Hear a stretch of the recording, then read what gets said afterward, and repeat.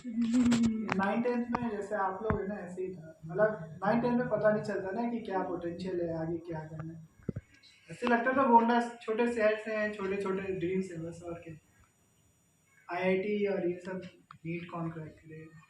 But एक चीज़ बता दूं कि मैं अभी इस मतलब यूएसए, जापान, कोरिया, इन सब के सर्जन्स और डॉक्टर से भी मिला हूँ। और मतलब उनसे बात होती रहती है कॉन्फ्रेंसेस में, ऐसा नहीं है।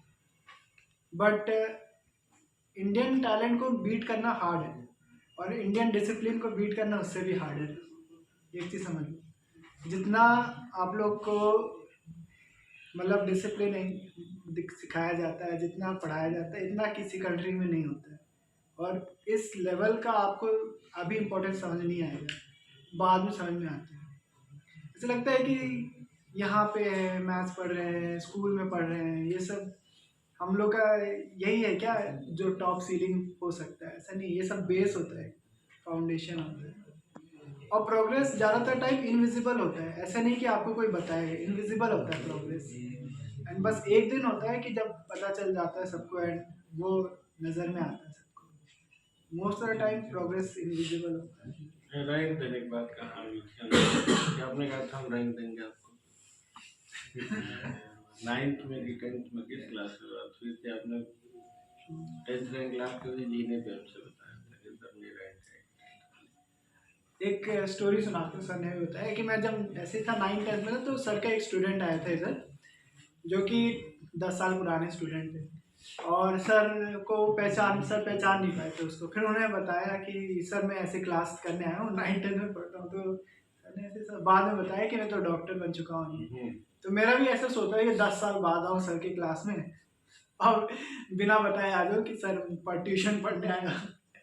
बट सर टच में रहे हमेशा, ऐसा कभी हुआ नहीं।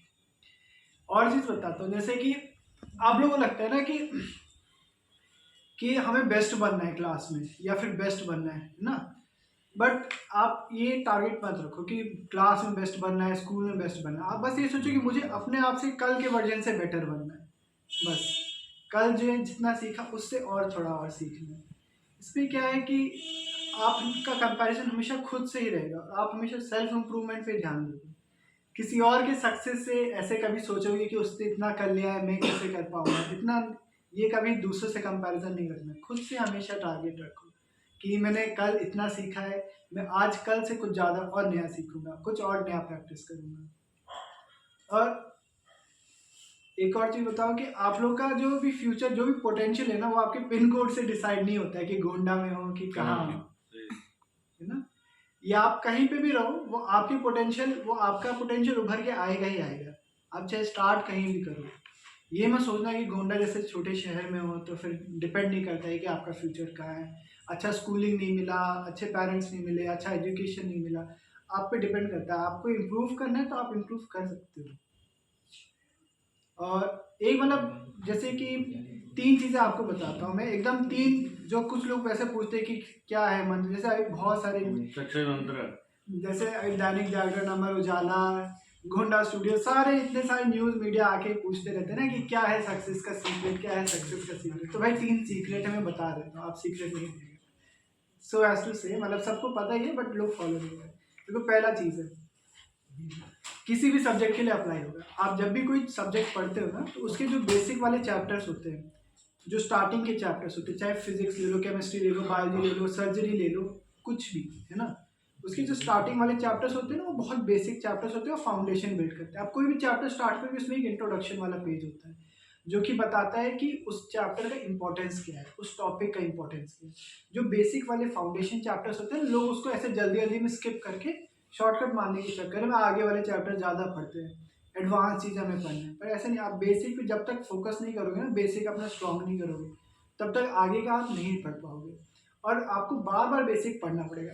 मैं कोई भी सब्जेक्ट पढ़ता हूँ, मैं हमेशा उसके स्टार्टिंग वाले चैप्टर्स में ज़्यादा फोकस करता हूँ, 2 बार 3 बार देखता हूँ, ताकि जितने भी एडवांस कॉन्सेप्ट है ना, वो सब बेसिक कॉन्सेप्ट से ही बन के ऊपर आते हैं। वो एडवांस कॉन्सेप्ट आपके इंट्यूशन में नहीं आएगा जब तक कि आप बेसिक चैप्टर्स को इंटरनलाइज नहीं करोगे, ठीक है। और इसमें इसी का कनेक्शन आगे बताऊँ कि हर एक एक फैक्ट को ना दूसरे फैक्ट से कनेक्ट करके पढ़ो। उसका सोचो एप्लीकेशन क्या है। किसी चीज़ को ये मत पढ़ो कि मुझको बस ये सीखना है, कि मुझको बस ये जानना है, इसका रटना है, ऐसे मत सोचो, मगअप मत करो। इसको सोचो इसका एप्लीकेशन क्या है, इंपॉर्टेंस क्या है। मैं अपना एग्जांपल देता हूँ, मैं कोई भी चीज़ पढ़ूँ तो उसका मैं सोचूंगा हॉस्पिटल में, पेशेंट मैनेजमेंट में, क्लिनिकल एप्लीकेशन इसका कैसे कर सकते हो। आप कोई भी चीज़ मैथ्स में पढ़ते हो, मानो आपने पढ़ा कि ऑप्टिक्स के बारे में, ठीक है, आप सोचो ऑप्टिक्स में यहाँ से जैसे वही रख दो, ले जरा नहीं लेनी। चलो चलो आपके लिए काजू होती है। अच्छा ठीक ठीक ठीक ठीक थैंक यू। चलो कुछ बात कर रहे हैं हम काफी लोग। जना बात कर रहे हैं अभी। हाँ चलो अभी थोड़ी देर बाद आना। बस क्यों चलो तो जैसे ऑप्टिक्स पढ़ रहे हो ना, तो ऐसे पढ़ लो कॉन्वेक्स लेंस है, कॉन्केव लेंस है, इस एंगल से जा रहे हैं, सबका क्या इंपॉर्टेंस है। ये सब ना जैसे कि हर जगह इंपॉर्टेंस है। आप इसका एप्लीकेशन जब समझोगे, जैसे कि आप सर्जरी में लैप्रोस्कोप यूज़ करते हैं, आपको उतना आइडिया नहीं होगा, घर जाके देखना। जो कैमरा का लेंस होता है ना, वो सब इसी पे डिपेंड दरवाजा बंद करता कर है। ले ये लो ठीक है। बाकी सेकंड चीज़ बता दो आपको। 3 चीज़ मैंने प्रॉमिस किए थे ना, 3 सीक्रेट्स। सेकंड सीक्रेट बता दो। सेकंड सीक्रेट है कि आपका ना दुनिया में सबसे बड़ा करेंसी क्या है, कौन बताएगा। मतलब सोचो, गैस करो कोई। डॉलर। क्या? डॉलर? यूएस डॉलर कि कौन सा डॉलर? बहुत सारे डॉलर होते हैं।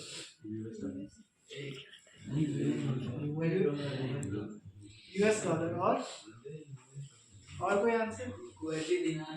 और कोई आंसर? क्यों टाइम बोल रहा था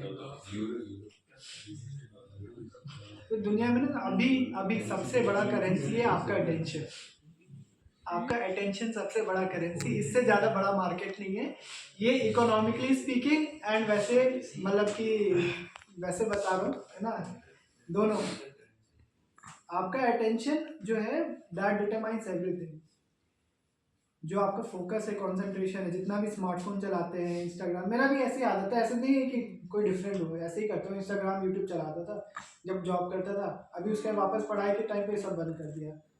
बहुत मुश्किल होता है बंद करना इंस्टाग्राम, फेसबुक, व्हाट्सएप, ये सब आदत है। जैसे आपको सेम है, ऐसे कुछ डिफरेंट नहीं है, जैसे आप लोगों को वैसे ही सेम माइंड है, सेम दोनों का पोटेंशियल है।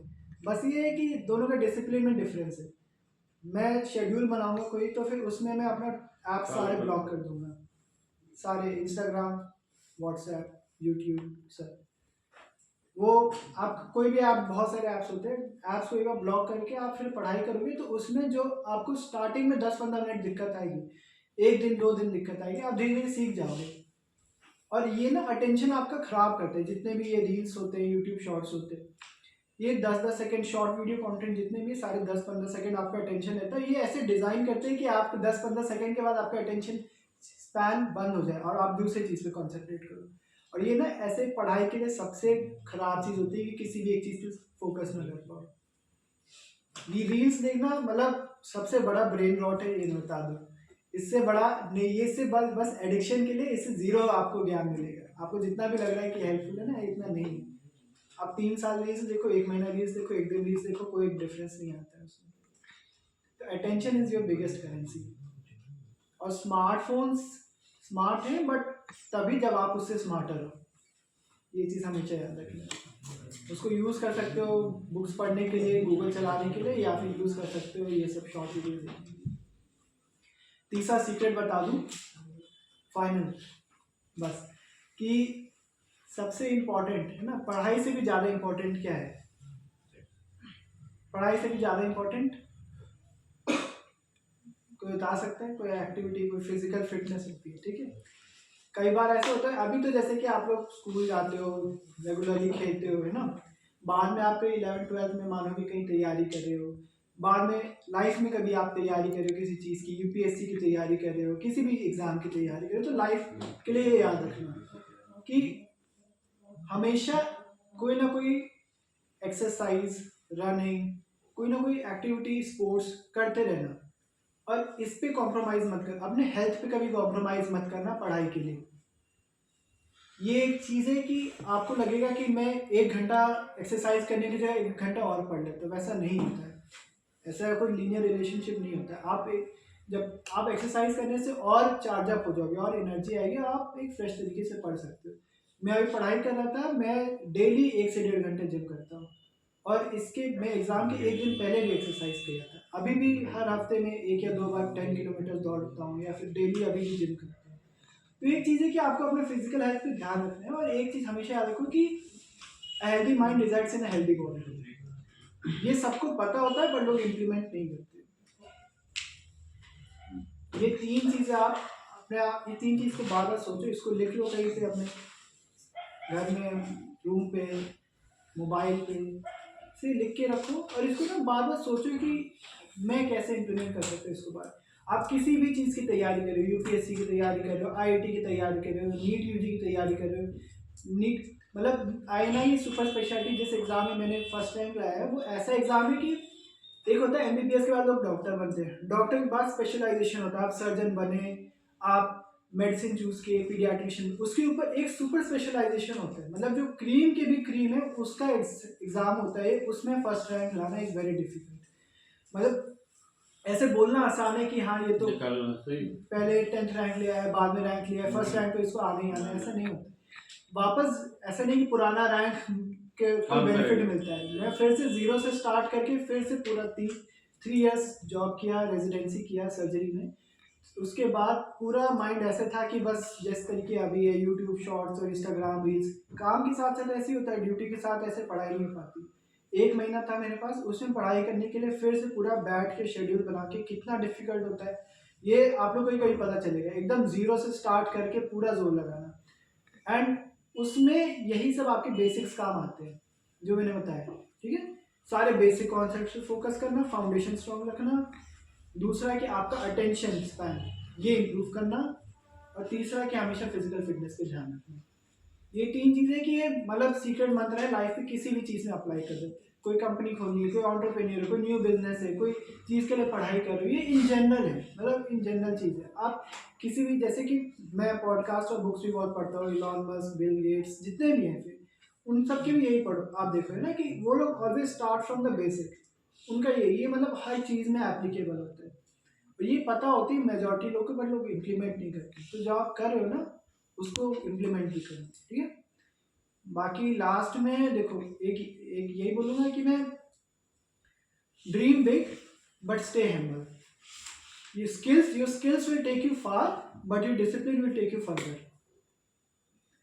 कोई टैलेंट की वजह से आगे नहीं बढ़ता है, बढ़ता आगे है कि डिसिप्लिन की वजह से। And discipline beats talent when talent doesn't work hard. ठीक,